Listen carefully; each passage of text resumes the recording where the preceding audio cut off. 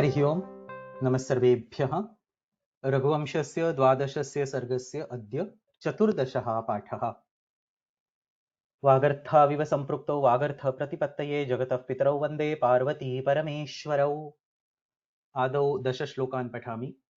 असज्जनेन काकुत्स्थः प्रयुक्तम् अथ दूषणम् न चक्षमे शुभाचारः स दूषणमिवात्मनः तं शरैः प्रतिजग्राह खरत्रीशिरसौ च सः क्रमशस्ते पुनस्तस्य चापात् सममिवोद्ययुः तैस्त्रयाणां शितैर्बाणैर्यथा पूर्वविशुद्धिभिः आयुर्देहातिगैः पीतं रुधिरं तु पतत्रिभिः तस्मिन् रामशरोत्कृत्ते बले महति रक्षसाम् उत्थितं ददृशेऽन्यच्च कबन्धेभ्यो न किञ्चन सा बाणवर्षिणं रामं योधयित्वा सुरद्विषाम् अप्रबोधाय सुष्वाप गृध्रच्छायेव रूथिनी राघवास्त्रविदीर्णानां रावणं प्रतिरक्षसाम्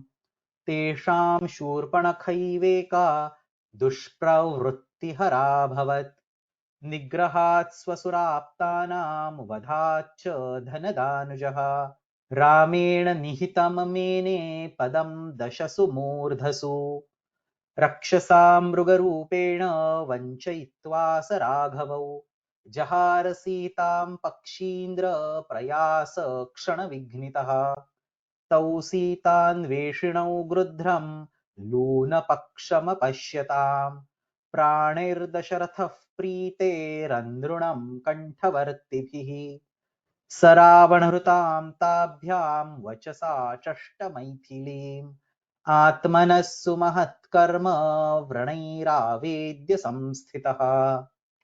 शूर्पणखा खरं दूषणं च प्रति सर्वं वृत्तान्तम् उक्तवती।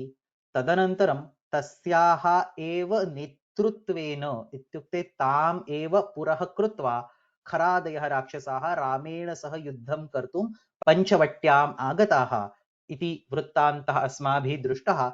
इदानीम् अद्यतनपाठे अस्यैव युद्धस्य कालिदासेन कथं वर्णनं कृतमस्ति तत् पश्यामः।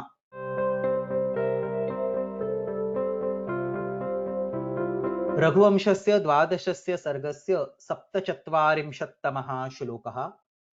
तं शरैः प्रतिजग्राह खरत्रिशिरसौ च सः क्रमशस्ते पुनस्तस्य चापात् सममिवोद्ययुः। रामस्य धनुषः इत्युक्ते चापात् अनेके बाणाः क्रमेण बहिः आगच्छन्तः आसन्, परन्तु ते सर्वे राक्षसाः एते सर्वेपि बाणाः रामेण एकस्मिन् एव समये त्यक्ताः इति दृष्टवन्तः इति अस्य श्लोकस्य आशयः। पश्यामः पदच्छेदः। तं शरैः प्रतिजग्राह खर त्रिशिरसौ च सः क्रमशः ते पुनः तस्य चापात् समम् इव उद्ययुः। वाक्यद्वयमस्ति। प्रथमायां पङ्क्तौ एकं वाक्यं, द्वितीयायां पङ्क्तौ अपरं वाक्यं। क्रमेण पश्यामः। आदौ प्रथमा पङ्क्तिः प्रतिजग्राह इति क्रियापदं। प्रति उपसर्गपूर्वकः ग्रह इति धातुः। ग्रह इत्युक्ते स्वीकारः, प्रतिग्रह इत्युक्ते टु टेक् बैक्। प्रतिगृहीतवान् इत्युक्ते अत्र अस्मिन् सन्दर्भे शत्रुरूपेण स्वीकृतवान्। So when these asuras attacked Rama, they first considered Rama as his enemy, and Rama just took that feeling back. In the sense, he also now considered them as his enemies.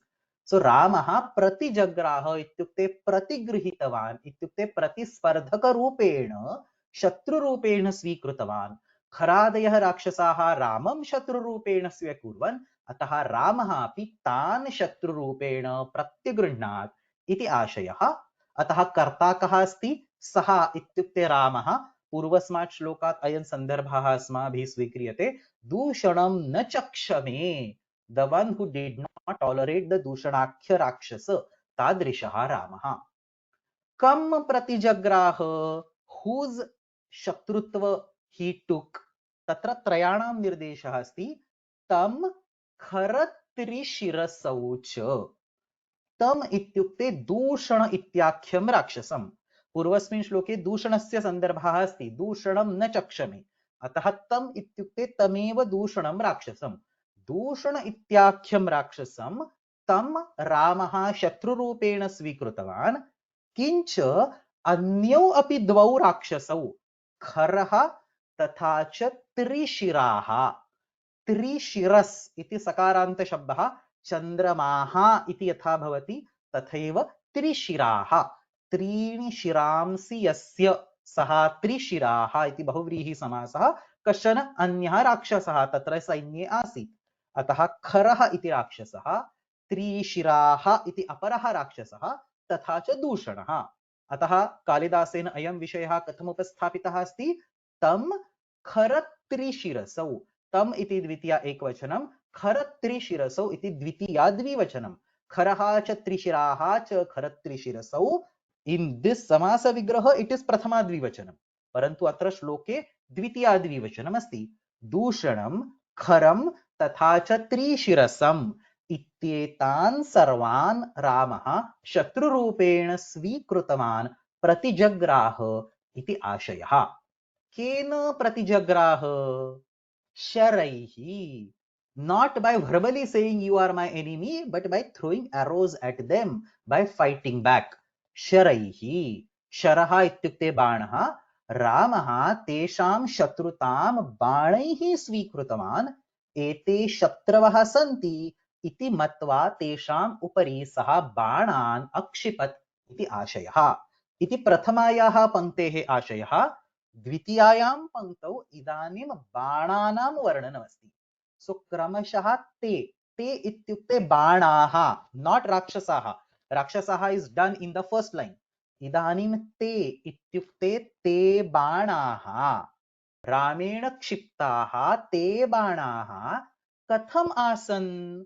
क्रमशः, क्रमेण एते सर्वे क्षिप्ताः आसन् इत्युक्ते not simultaneously, एकस्मात् अनन्तरम् अन्यः इति प्रकारेण क्रमेण ते बाणाः क्षिप्ताः आसन्। परन्तु क्रमेण अपि क्षिप्ताः एते बाणाः कथं भासन्ते स्म? How did the Rakshasas visualize these banas? Look at the remaining part of the second line. तस्य चापात्, अत्र अस्ति तस्य चापात् समम् इव उद्ययुः. Entire thing as it is in the shloka. तस्य चापात् समम् इव उद्ययुः. क्रमेण प्रत्येकं शब्दं पश्यामः। तस्य इत्युक्ते रामस्य, चाप इत्युक्ते धनुः, सो चापात् इत्युक्ते धनुषः, चापः कोदण्डः, कार्मुकः, धनुः इति पर्यायवाचक शब्दाः. How is the word derived? That's also an interesting derivation. Chapaha is the type of bamboo. Vamshasya kaschana prakaraha. The wood of that bamboo was exclusively used to make the bows. So tasya daruna, daru ityukte wood, tasya daruna dhanunshi nirmiyante sma, ataha tesham dhanusham शाप इति नाम प्रचलितम जातम. So all those bows made out of the wood of a bamboo called chapa started getting called as chap. तस्य विकारः इति तद्धित प्रकरणस्य सूत्रमस्ति, चपस्य विकारः चापः इति. चाप इत्यस्य अर्थः धनुः, कोदण्डः, कार्मुकः, वो इति आशयः. तस्य चापात् समम् इव. समम् इत्युक्ते एकस्मिन् एव समये, एकत्र रूपेण एव. एते सर्वे क्रमेण क्षिप्ताः बाणाः तस्य धनुषः एकस्मिन् एव समये उद्ययुः इत्युक्ते बहिः आगच्छन्, उद्गताः अभवन्. उद उपसर्ग पूर्वकः या इति धातु अस्ति, याति, यातः, यान्ति. या मीन्स टू गो, तत्र उदया मीन्स टू कम आउट. उद उपसर्ग पूर्वकस्य या इति धातोः लिट् लकारस्य प्रथम पुरुष बहुवचनस्य रूपं ययौ, ययतुः, ययुः. बहिः आगतवन्तः, बहिः आगच्छन्, उद्गताः अभवन् इति आशयः. रामेण क्रमेण क्षिप्ताः बाणाः एकस्मिन् एव समये. So it actually indicates Rama's skill, how fast he was delivering the banas. एकस्मिन् एव समये बहिः आगच्छन्तः दृश्यते स्म. कः आशयः? रामेण क्षिप्ताः बाणाः यद्यपि क्रमेण तस्य धनुषः बहिः आगच्छन्, तथापि तेषां वेगं दृष्ट्वा इदं भासते स्म यत् एते सर्वे अपि बाणाः एकस्मिन् एव समये चापाद् बहिः आयान्तः सन्ति इति अत्र आशयः अस्ति. पश्यामः अन्वयः. सः तं खरत्रिशिरसौ च शरैः प्रतिजग्राह. क्रमशः ते इत्युक्ते शराः, क्रमशः ते पुनः तस्य चापात् समम् इव उद्ययुः. रामः दूषणं खरं तथा च त्रिशिरसं शत्रुरूपेण स्वीकृत्य तां प्रति शरान् क्षिप्तवान्. क्रमेण क्षिप्ताः सन्तः अपि ते शराः धनुषः एकस्मिन् एव समये बहिः आगच्छन्तः दृश्यन्ते स्म. आगच्छन्तः इज शत्रु प्रत्ययान्त. आगच्छन् आगच्छन्तौ आगच्छन्तः. पुस्तके दत्तः अर्थः. रामः शरान् प्रयुज्य दूषणं खरत्रिशिरसौ च जघान. So in your book he directly says killed. तादृशः अर्थः अत्र श्लोके नास्ति, परन्तु पुस्तके तथा उक्तमस्ति. अग्रिमश्लोके राम killed them इति आशयः अस्ति, परन्तु अत्रैव पुस्तके लिखितमस्ति. भवतु नाम. यद्यपि ते शराः एकस्मात् अनन्तरम् एक इति क्रमेण एव रामेण प्रयुक्ताः, तथापि ते बाणाः धनुषः युगपत् निर्गताः एव दृष्टाः. युगपत् साइमल्टेनियसली. अनेन रामस्य शरप्रयोगलाघवं, स्किल्ड आर्चरी, शरप्रयोगलाघवं व्यक्तम् इति पुस्तकस्थः अर्थः.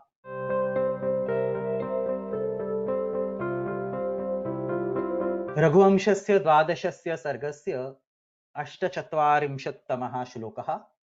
तैस्त्रयाणां शितैर्बाणैर्यथा पूर्वविशुद्धिभिः आयुर्देहातिगैः पीतं रुधिरं तु पतत्रिभिः. Very beautiful shloka. I'm not going to reveal what's there. Well, let's go through the padacheda and artha and I'll explain at the right time.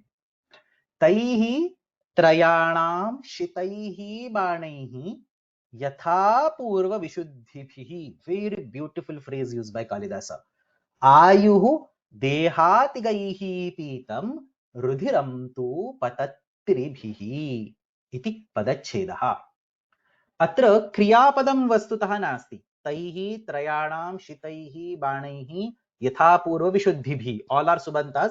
आयुः देहातिगैः पीतं रुधिरं पतत्रिभिः. Again all are subantas.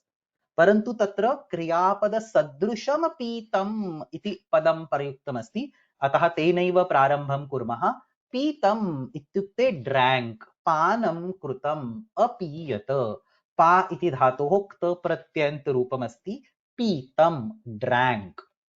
किं पीतम्? आयुः रुधिरं च. Ch is not there, but you have to add it because there are two of those entities. Ayuhu, it is the karma pada. Because it is the karmani prayoga, prathamayam asti. Ayuhu tatha rudhiram. Ayuhu ityukte kim? Ayus iti sakaranta napumsakalinga shabdaha tasyeva prathama ekavachanam. Pranaha, जीवितकालः, जीवनरसः, life energy, vitality इति अर्थः. आयुः पीतम्. सो सामान्य रूपेण किं वदामः? हतवान्, मृतवान्. परन्तु कालिदासेन प्रयोगः कथं कृतः अस्ति? आयुः पीतम्. Somebody drank their life. रुधिरं च पीतम्. And somebody drank their blood. रुधिरम् इत्युक्ते रक्तं, शोणितं, कीलालं. I purposely give multiple words as synonyms so that they get registered when you watch the video later on or when you study for this particular course. So rudhiram ityukte raktam, shonitam, kilalam. Kasya ayuhu, kasya rudhiram cha pitam. Now it's obvious. Kharaha, dushanaha, tatha cha trishiraha. We have seen those three rakshasas right in the previous shloka. Ataha trayanam. त्रयाणाम् इत्युक्ते खरस्य दूषणस्य त्रिशिरसः च आयुः पीतं रुधिरं च पीतम्. Now starts very interesting part. Ayuhu kena pitam, who drank the life force, taihi banaihi. Atra shloke shabdadvayam api vartate, taihi banaihi. One more word attached to the banaihi, which is same in the Tritiya Bahuvachanam, shitaihi banaihi. अतः कीदृशाः बाणाः? शिताः, तीक्ष्णाः बाणाः, pointed sharpened इति अर्थः. एते बाणाः तीक्ष्णाः आसन्. तैः बाणैः तेषां वधः कृतः इत्युक्ते तेषाम् आयुः पीतम्. आयु is the napumsakalinga word, रुधिरम is also napumsakalinga, therefore the verb पीतम् इति अपि नपुंसकलिङ्गे अस्ति. शितैः इत्युक्ते तीक्ष्णैः बाणैः तेषाम् आयुः पीतम्. पुनः कीदृशाः बाणाः? One more word in the Tritiya Bahuvachan. So now everything that is in the Tritiya Bahuvachan is going to be the Visheshana of Banaihi. Dehatigaihi.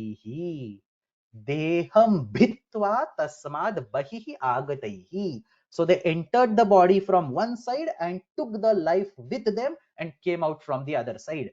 Deham bhitva tasmad bahihi agataihi. Dehatigaha ityukte dehat atigaha. Atiga ityukte atigachati. Atigachati ityukte atikramya gachati. So cross and go. देहात् अतिगः देहातिगः देहं भित्त्वा अग्रे गतः इति आशयः. एते बाणाः तीक्ष्णाः आसन् तथा च राक्षसानां देहं भित्त्वा प्राणं स्वीकृत्य अग्रे गताः इति आशयः. And now comes brilliance of Kalidasa. Punah कीदृशैः बाणैः. One more word in Tritiya Bahuvachanam. यथा पूर्व विशुद्धिभिः. When these banas left the bow of Rama, they were extremely pure. On the other hand, Rakshasas are impure. They are amangala. There has been a reference in the previous shlokas also. Now, when these banas would touch the Rakshasas, obviously the assumption is that the banas will become impure. In other words, not just the prana, but whatever their skin, hairs, blood, mamsa, the banas will get infected, the banas will get smeared by all this, and the banas will become impure. This is the assumption. This assumption has been negated by this word, yatha purva vishuddhibhihi. यथा पूर्वं विशुद्धिः. विशुद्धिः इत्युक्ते पावित्र्यं, विशिष्टा शुद्धिः. यथा पूर्वं इत्युक्ते just like before. पूर्वं अनतिक्रम्य. अनतिक्रम्य इत्युक्ते without crossing. पूर्वं इत्युक्ते the previous time.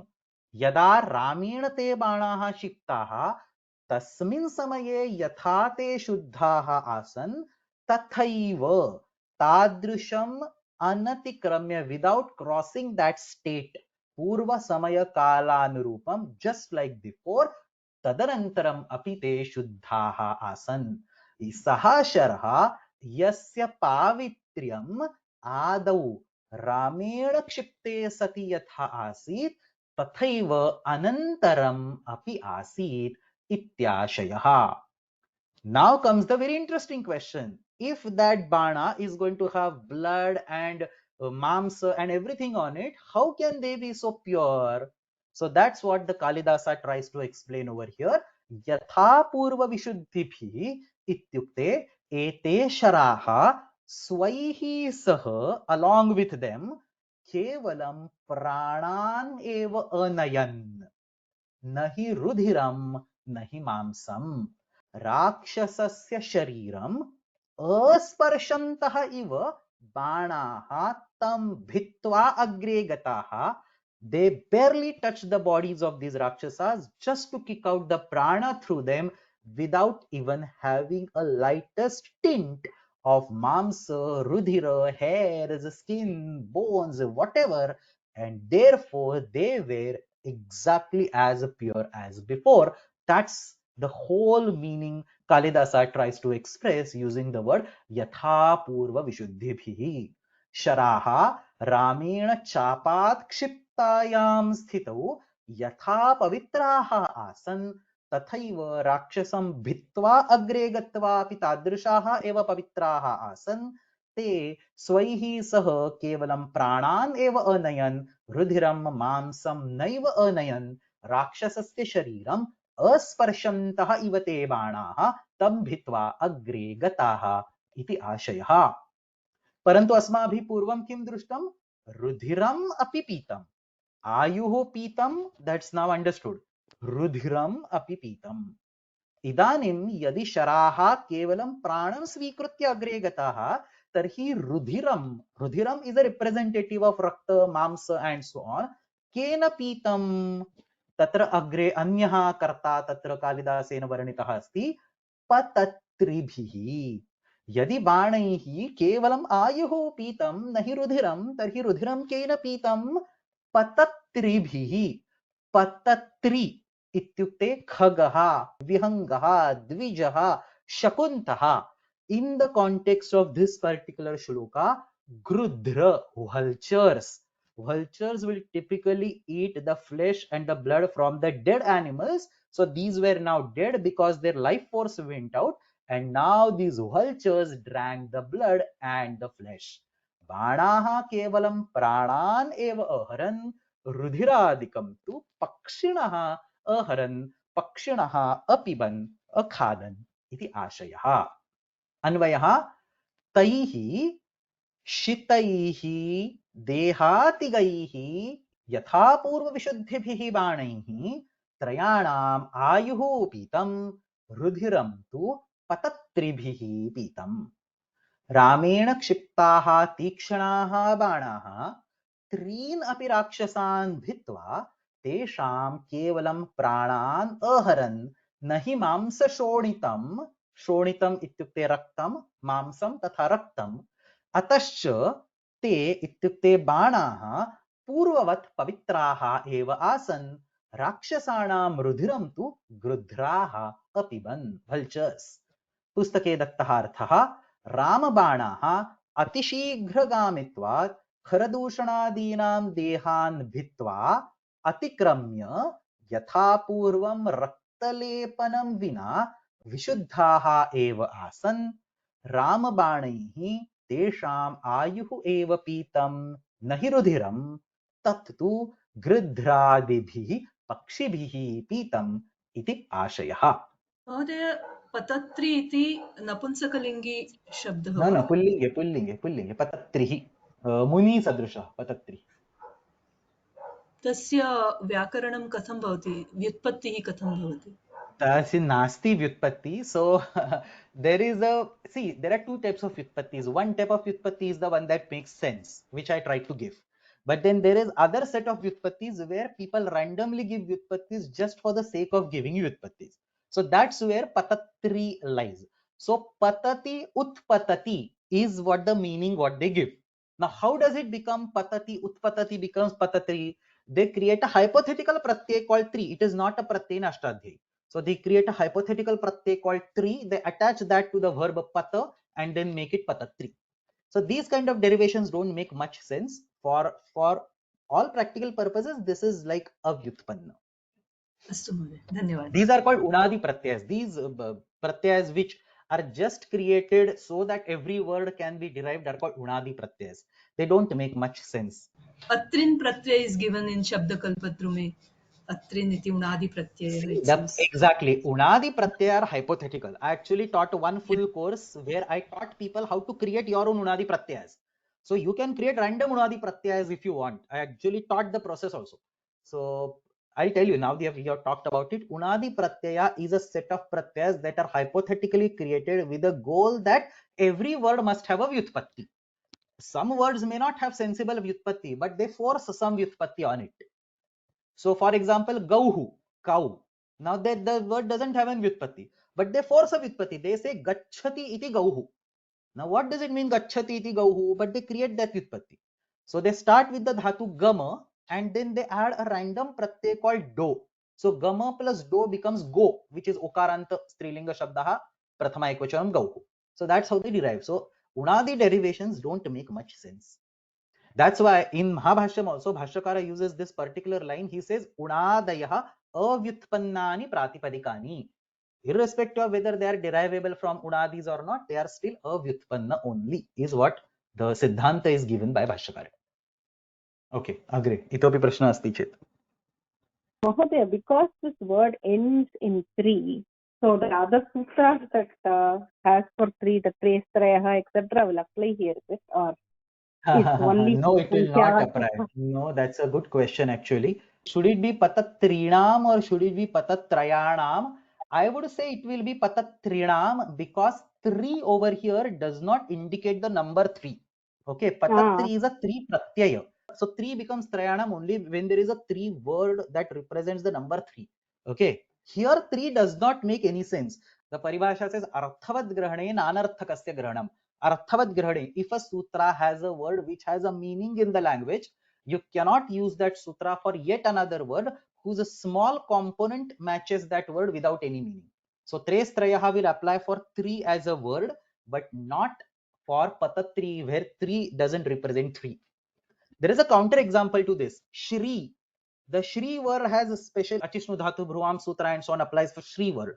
It will also apply for Jaya Shri because Jaya Shri has a Shri component which means Lakshmi. So now this is a counter example. But here Patatri, the 3 component of Patatri does not mean 3. महोदय प्रियत्री इति शब्दः अस्ति खलु Priyatri is correct. Priyatri will be Priyatrayanam because Priyatri has Priyaha Trayaha Yasya. That's what it says, right? Yeah, so that's different. That's a very good counter example. So yeah, Priyatri versus Patatri. Patatri does not have sensible 3 over there. It's a pratyaya. So it's not applicable in this case.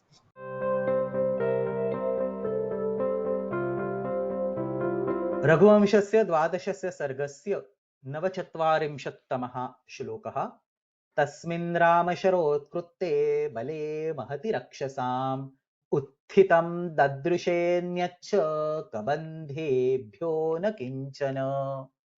बहु सरलः श्लोकः. इदानीं युद्धस्य वर्णनमस्ति.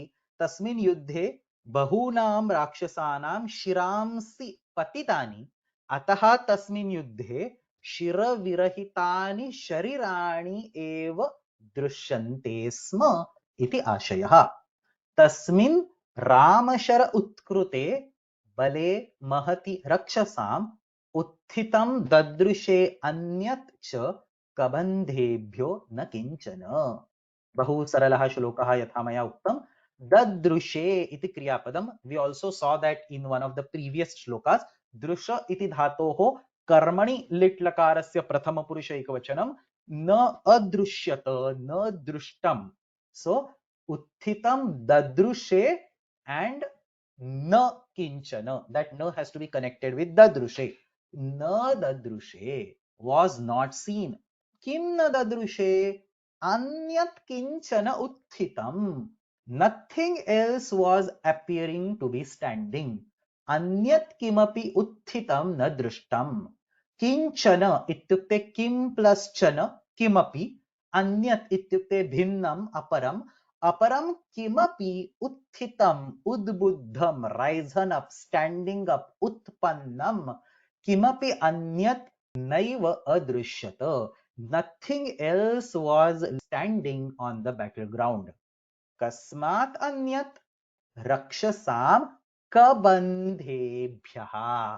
कबन्ध is a body without head. So रक्षसाम् इत्युक्ते राक्षसाणां. कबन्धः पुल्लिङ्गे अपि अस्ति नपुंसकलिङ्गे अपि अस्ति. कबन्धः नो चेत् कबन्धम् इति शिरोविहीनं शरीरं. तत् शरीरं यस्य शिरः न वर्तते. How is the derivation? Kaha means vayuhu. You can look up in the Amarakosha. Kaha means vayuhu, pranavayuhu. Kam badhnati. Badhnati ties up. Dharayati holds. Pranavayum dharayati tat kabandham. Ramasya banaha rakshasanam shiramsi achindan तानि शिरांसि शरीरात् पृथक् भूत्वा भूमौ न्यपतन्. शिरविहीनाः देहाः भूमौ एव अतिष्ठन्. एतान् देहान् विहाय भूमौ किमपि अन्यत् तिष्ठन् नासीत्. See the pratibha with which the battle is being described. कुत्र तस्मिन् बले. बल इत्युक्ते सेना, सैन्यं.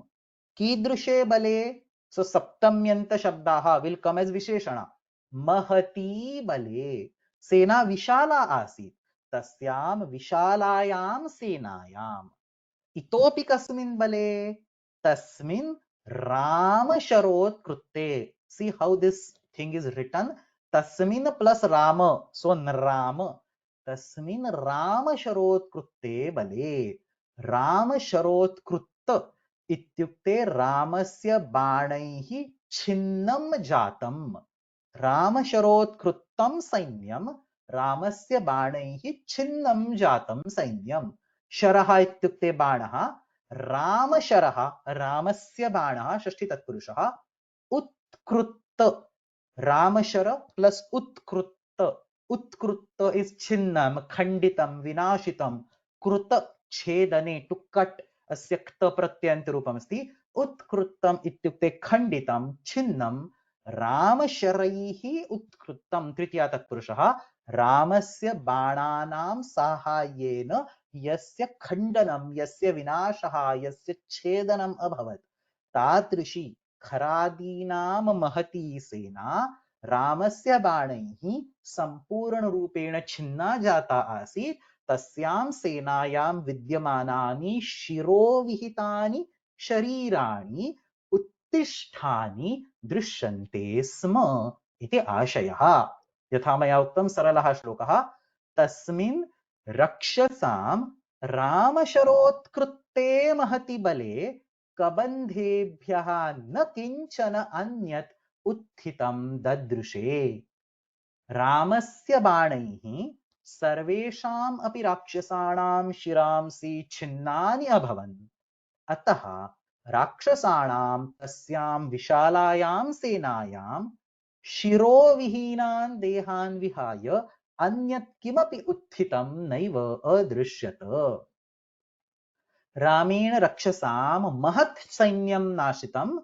तत्र प्राणावशिष्टानि शिरोहीन शरीराणि एव उत्पतन्ति स्म. अन्यत् सर्वं निश्चलम् आसीत्. Your book uses the word pranavashishtani. A little life force was remaining in that body. So most of the prana were taken by the arrows. A little life force was remaining in that body. That's why these bodies were standing, trying to walk here and there and counting their last minutes. किंचित प्राणः अवशिष्टः आसीत्. अतः प्राणावशिष्टानि शिरोहीन शरीराणि. Always remember, you say शिरोविहीन, not शिरविहीन.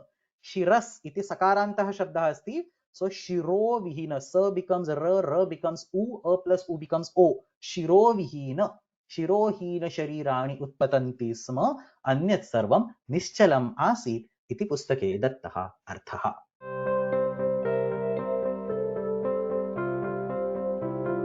रघुवंशस्य 12 सर्गस्य 50तमः श्लोकः. सा बाणवर्षिणं रामं योधयित्वा सुरद्विषाम् अप्रबोधाय सुष्वाप गृध्रच्छायेव रूथिनी. Very beautiful वर्णनं. पुनरेकवारं सेनायाः वर्णनं कृतमस्ति. सा बाणवर्षिणं रामं योधयित्वा सुरद्विषाम् अप्रबोधाय सुष्वाप. Rested permanently for not waking up again. अप्रबोधाय सुष्वाप गृध्रच्छाये Varuthini. Varuthini इत्युक्ते सेना. पश्यामः क्रियापदं किं? सुष्वाप. अशेत, निद्रां कृतवती, शयनम् अकरोत्, अस्वपीत् इति अर्थः. स्वप इति अदादिगणस्य धातुः, तस्य लिट्लकारस्य इदं रूपमस्ति. सुष्वाप शयनं कृतवती. का सुष्वाप? सा वरूथिनी. वरूथिनी इत्युक्ते सेना. वरूथिनी बलं सैन्यं. पूर्वस्मिन् श्लोके बलम् इति शब्दः अपि अस्माभिः दृष्टः. वरूथिनी बलं सैन्यम् इति अमरकोशे उच्यते. And how is this word derived? वरुथ इत्युक्ते लोहस्य आवरणम्. आर्मर, कोट, शील्ड. लोहस्य आवरणम् इत्युक्ते वरुथाः सन्ति अस्मिन् इति वरुथिन्. वरुथिन् इति प्रातिपदिकं, वरुथि इति प्रथमैकवचनं. So just like the way dandaha asya asmin va asti iti dandin, तथैव वरुथाः अस्य अस्मिन् वा सन्ति इति वरुथिन् प्रथमैकवचनं वरुथि, स्त्रीलिङ्गे वरुथिनी इति भवति. केषां वरुथिनी केषां सेना सुरद्विषां राक्षसाणां. सुरान् द्विषति इति सुरद्विष प्रथमैकवचनं सुरद्विट्, द्विट् द्विषौ द्विषः, सुरद्विट् इति भवति. सुरान् द्विषति इति सुरद्विष इत्युक्ते राक्षसाः. इयं राक्षसाणां सेना सुष्वाप शयनं कृतवती. कदा सुष्वाप? रामं योधयित्वा. They made Rama fight with them. Rama did not voluntarily fight with them. Ramah pratijagraha iti asmabhi drishtam. When they attacked Rama, they forced Rama to fight with them. अतः निजन्तः प्रयोगः कृतः अस्ति. रामं योधयित्वा, रामं युद्धं कारयित्वा. युध संप्रहारे इति दिवादिगणस्य धातु, तस्य निजन्तस्य क्त्वान्तं रामेण सह युद्धं कृत्वा, रामद्वारा युद्धं कारयित्वा, रामस्य बाणैः मृत्युं प्राप्य सा सेना शयनं कृतवती. रामस्य वर्णनं बाणवर्षिणं रामं, द्वितीय एकवचनं बाणवर्षिणं रामम् इति कृतमस्ति. कीदृशं रामं युद्धं कारयित्वा? बाणवर्षिणं रामं.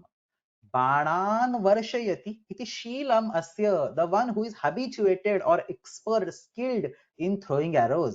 बाणान् वर्षयति इति शीलमस्य सः बाणवर्षी. युद्धम् इत्येव यस्य स्वभावः, यस्य कौशलं, यस्य शीलमासीत्, तादृशं रामं ते राक्षसाः युद्धम् अकारयन्. बाणवर्षिणं रामं योधयित्वा सा सुरद्विषां Varuthini सुष्वाप. All these words we have seen. Only two more words are remaining. Aprabodhaya and grudhrachhaye. Very simple. Katham सुष्वाप? अप्रबोधाय. Prabodh इत्युक्ते waking up. विनिद्रित्वम् इत्युक्ते निद्रायाः नाशः, निद्रातः पुनः जागृतिः, regaining the consciousness. न प्रबोधः इति अप्रबोधः. पुनः कदापि न जागरणाय. सा सेना पुनः नैव कदाचित् जागर्ति. अतः पुनः न जागरणाय, पुनः न जागरितुम् इत्युक्ते अप्रबोधाय इयं सेना सुष्वाप. कुत्र सुष्वाप? गृध्रच्छाये. Very beautiful visualization. We have already seen grudhraihi rudhiram pitam. So there were bodies dancing around or lying on the ground, and all the vultures, grudras, were crowded in the sky. Therefore, the light of the sun could not reach the ground. This entire army was covered in the shadow of all the vultures. गृध्रच्छाये. गृध्रः इत्युक्ते पक्षिविशेषः. वल्चर् प्राणविहीनस्य देहस्य मांसं भुङ्क्ते, रक्तं भुङ्क्ते सः पक्षी इति आशयः. छाया इत्युक्ते शैडो, अनातपः. गृध्राणां छाया इति गृध्रच्छायम्.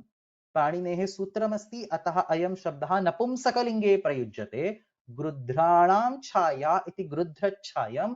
The shadow caused by the vultures who have spread their wings and flying around the battlefield. मृतानां राक्षसाणां मांसं रुधिरं च भोक्तुम् अनेके गृध्राः समागताः.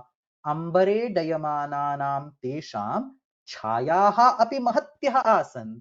तासु छायासु राक्षसानां प्राणविहीनानि शरीराणि चिरनिद्राम् अकुर्वन् इति आशयः. अन्वयं पश्यामः. सुरद्विषां सा वरुथिनी बाणवर्षिणं रामं योधयित्वा गृध्रच्छाये अप्रबोधाय सुष्वाप. बाणानां वर्षणे यः कुशलः आसीत् बाणवर्षिणं, तादृशेन रामेण सह युद्धं कृत्वा रामस्य बाणैः मृत्युं च प्राप्य राक्षसानां, टाइपिंग मिस्टेक, राक्षसानां सा सेना गृध्राणां, सेकेंड टाइपिंग मिस्टेक, गृध्राणां छायासु पुनः कदापि न जागरणाय निद्राम् अकरोत्। सा राक्षससेना रामं योधयित्वा तेन अर्दिता, अर्दिता इत्युक्ते डिस्ट्रॉयड, अर्दिता सती शाश्वतीं निद्रां प्राप। बहवः गृध्राश्च तत् शवभक्षणार्थम् आगत्य नभसि स्थिताः घनां छायां समपादयन् इति पुस्तके दत्तः अर्थः।